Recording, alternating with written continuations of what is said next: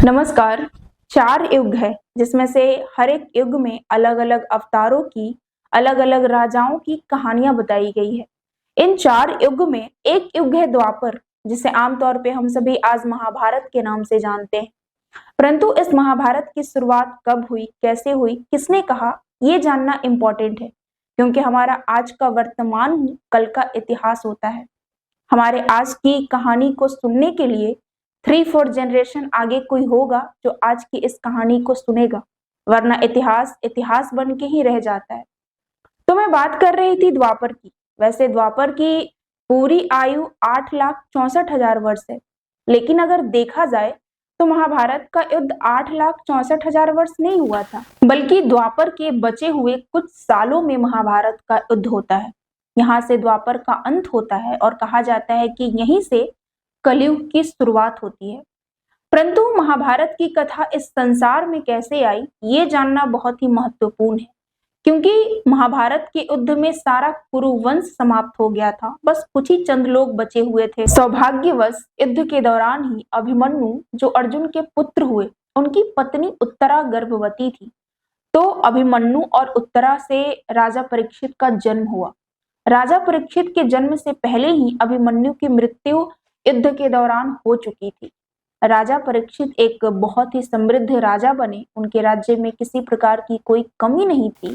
उनकी प्रजा खुश थी। राजा परीक्षित के पुत्र हुए जन्मेजय, जिनके कारण आज हम सभी तक पूरी महाभारत की कथा पहुंचती है। एक बार जन्मेजय सर्प यज्ञ करवाएं। उस यज्ञ में महर्षि वेदव्यास अपने शिष्यों के साथ आते हैं। उस समय जन्मेजय पूछते हैं कि आप तो कौरवों और पांडवों को प्रत्यक्ष देख चुके हैं, फिर आप मुझे बताइए कि जो राग और द्वेष से रहित थे, उनमें ये भेदभाव कैसे उत्पन्न हो गया।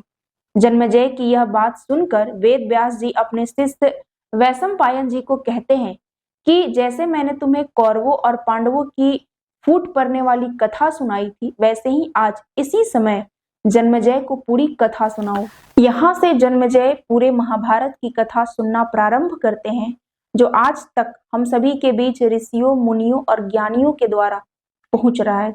तो सबसे पहले जन्मेजय पूछते हैं कि हमारे धर्मात्मा पिता यानी कि राजा परीक्षित की मृत्यु कैसे हुई। यहीं से पूरे महाभारत का इतिहास जुड़ा हुआ है। तो राजा परीक्षित की कहानी ये है कि राजा परीक्षित एक बहुत ही श्रेष्ठ योद्धा थे। आमतौर पे राजाओं में शिकार करने का शौक होता है। एक दिन राजा परीक्षित अपने राजकाज का संपूर्ण भार अपने मंत्री को सौंपकर वो वनों में शिकार करने चले गए और वहां पे उन्होंने एक हिंसक पशु को बींध डाला, तीर मार दिया। अब वह तीर लगा हुआ पशु इधर उधर भागते हुए घने जंगलों में कहीं छिप गया। उस पशु को ढूंढते ढूंढते वो बहुत आगे निकल गए। 60 वर्ष की आयु और बुढ़ापे के संयोग के कारण बहुत ही थक चुके थे और भूख भी सताने लगी थी। इसी दरमियान चलते चलते उन्हें एक मुनि समीक की कुटिया दिखी। वहां पे जाकर के उन्होंने मुनि से पूछा कि आपने यहाँ से किसी पशु को जाते हुए देखा है क्या। परंतु समीक मुनि मौन व्रत में थे, इसलिए उन्होंने कोई जवाब नहीं दिया, जिसके कारण राजा परीक्षित को बहुत ही क्रोध आया, क्योंकि राजा परीक्षित को भी नहीं मालूम था कि समीक ऋषि मौन व्रत धारण किए हुए हैं। और इसी कारण उन्होंने क्रोध में समीक ऋषि के गर्दन पे एक मरा हुआ सांप डाल दिए और वहां से थके हारे, भूखे प्यासे अपनी राजधानी लौट गए।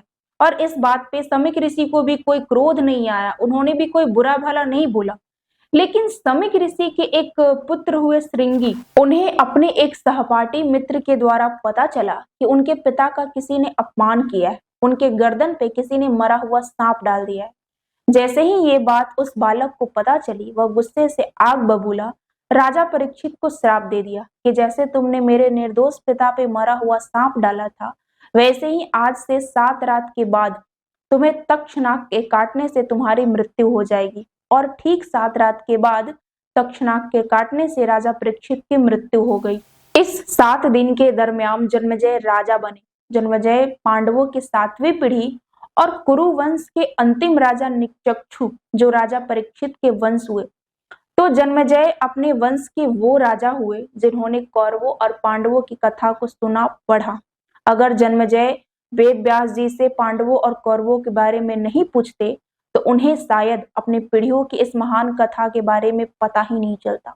इसलिए तो कहा जाता है ना कि हमारा आज का वर्तमान ही कल का इतिहास है, हमारे आने वालों के लिए इतिहास है।